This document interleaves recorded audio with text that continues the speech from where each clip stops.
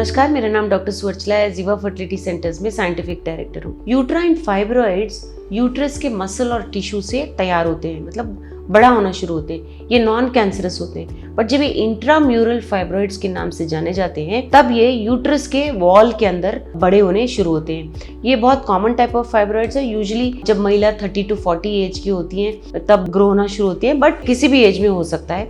But intramural fibroids कहाँ से हो रहे हैं, क्यों हो रहे हैं, ट्रीटमेंट ऑप्शंस क्या हैं, इसके बारे में हम आज जानने की कोशिश करेंगे। एग्जैक्ट रीजन क्या होता है, कारण क्या होता है इंट्राम्यूरल फाइब्रॉइड्स शुरू होने के लिए गर्भ में, अभी तक समझे नहीं है। लेकिन ये जो ग्रोथ है फाइब्रॉइड्स के हार्मोन्स की वजह से इन्फ्लुएंस होते हैं, जैसे कि ईस्ट्रोजन हार्मोन, प्रोजेस्टेरोन हार्मोन। और ये आप जान सकते हो जब मेनोपॉज शुरू होता है महिला में, जब पीरियड्स बिल्कुल ही बंद हो जाते हैं तब ये फाइब्रॉइड्स साइज में कम हो जाते हैं। तो इसका मतलब ये हुआ कि हार्मोन्स पे डिपेंडेंट है। ये जान लीजिए कि फाइब्रॉइड्स डेवलप होने के लिए थोड़े रिस्क फैक्टर्स होते हैं, जैसे कि फैमिली हिस्ट्री हो, बॉडी मास इंडेक्स अगर आपका ज़्यादा है या ओबेसिटी है, बहुत ज़्यादा वेट है आपका, कभी बच्चे नहीं हुए हैं, बच्चे ना होना भी गर्भ में फाइब्रॉइड्स का कारण बन सकते हैं। मेंस्ट्रुएशन बहुत जल्दी शुरू हुआ, कम उम्र में आपका जब पीरियड शुरू हुआ होता है तो भी ये कारण हो सकता है। मेनोपॉज अगर लेट हो रहा है, पीरियड बंद होना बहुत ज़्यादा उम्र के बाद हो रहा है तो भी फाइब्रॉइड्स हो सकते हैं। सिम्टम्स जो है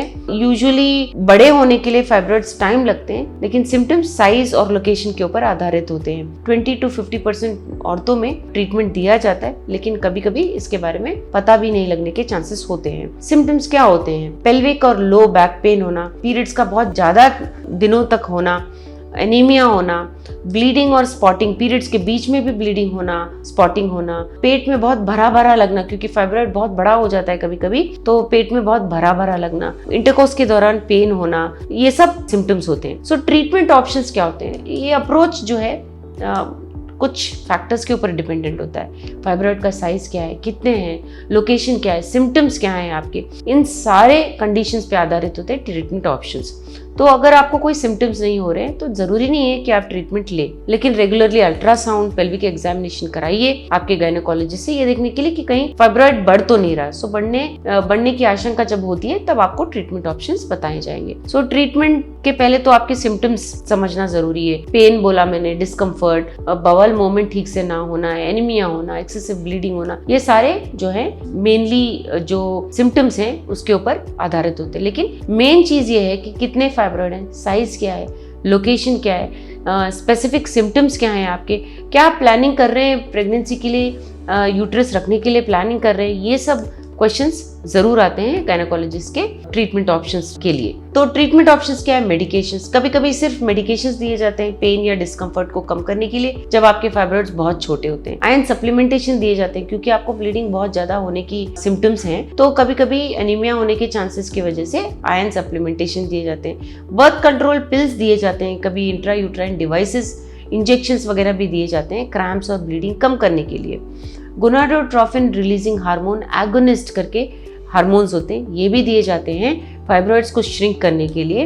अक्सर ये सर्जरी के पहले भी किए जाते हैं क्योंकि तब ये फाइब्रॉइड्स को निकालना बहुत आसान हो जाता है। सर्जरी यूजुअली इमीडिएटली रिकमेंड नहीं किया जाता, लेकिन अगर मेडिकेशन काम नहीं कर रहे हैं तो सर्जरी जरूर एक ऑप्शन बन जाता है। तो इनमें सर्जरी जब कर रहे होते हैं तो अप्रोचेस अलग होते हैं। एक तो होता है मायोमेक्टमी। मायोमेक्टमी वो एक ऐसा प्रोसीजर है जहां फाइब्रॉइड्स को निकाला जाता है।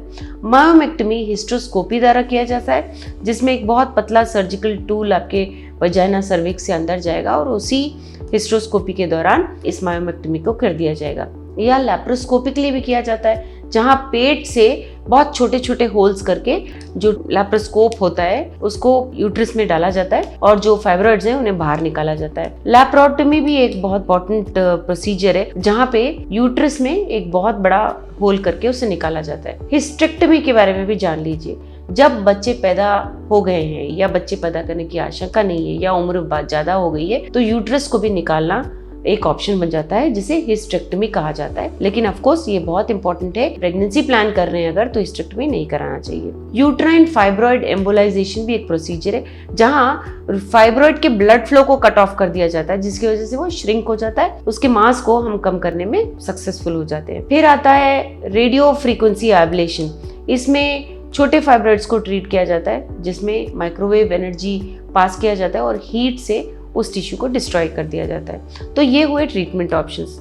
पहले तो ये समझ लीजिए कि intramural fibroids non cancerous growths होते हैं जो यूट्रस के वॉल में होते हैं। सिम्टम्स के मुताबिक आपके ट्रीटमेंट ऑप्शंस को डिसाइड किया जाता है। अगर सिम्टम्स नहीं है और फाइब्रॉइड्स बहुत छोटे हैं तो रेगुलरली आपको स्कैनिंग अवश्य कराना चाहिए।